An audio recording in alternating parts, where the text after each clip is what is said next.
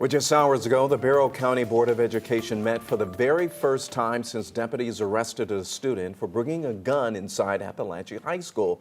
Now, authorities say they found the gun on January 8th, just 4 months after the deadly mass shooting that killed 2 Apalachee students and 2 teachers. The incident caused the school to cancel classes and the district to install weapons technology or detection technology in its 3 high schools there. 11 Alive's Cody Alcorn joins us live now from Winder. You sat down in that board meeting tonight. So, Cody, what were the big takeaways from that meeting? Well, Ron, the district says the sheriff's office is actually having some trouble hiring additional SROs. They were funded 8 new positions just weeks after that deadly shooting. And as of tonight, they've only been able to hire 3 additional SROs. Something he also mentioned, too, was this weapons detection technology can be challenging. Trying to get staff trained and, of course, students trained as well. We're talking more than 4,000 students who have to walk through these scans every single morning. But the high school says they are making strides in adjusting to this new layer of safety. Now, this was just one of many presentations that were given tonight to the board. A lot focused on safety and, of course, Apalachee High School.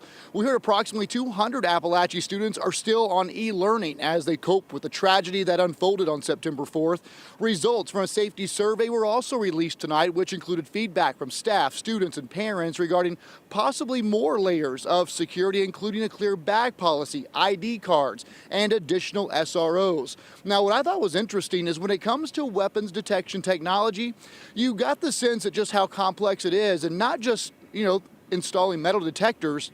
The district had to staff these scanners with about 20 people at each of the 3 high schools. And one thing we learned is why the school staffs the machines and not law enforcement. And parents say their kids really don't mind the technology.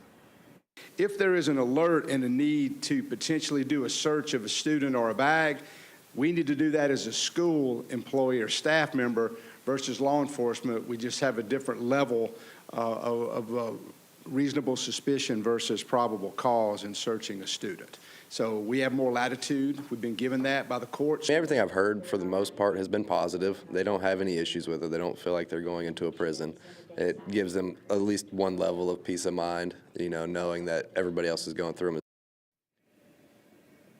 And again, as we know, life has forever changed at Apalachee. This is the 3rd board meeting I have been to, and each time I kind of learn new things about the atmosphere in this school, something many take for granted. Tonight I heard that something as simple as weights in the gym. They've actually had to fund some rubber tips to go around those weights because when they drop in the gym, many of us never heard gunshots, and that sound resembles gunshots, which sets off fear in this school. So again, so much has changed here in Winder and at Apalachee. We're told that the results from that safety survey, which we'll have at 11alive.com soon, will be used to actually look at other things that they could be applying here, like clear bag policies, the ID. So we'll see what happens as this continues to move forward and learn more about what students and staff and parents would like to see to better protect these children.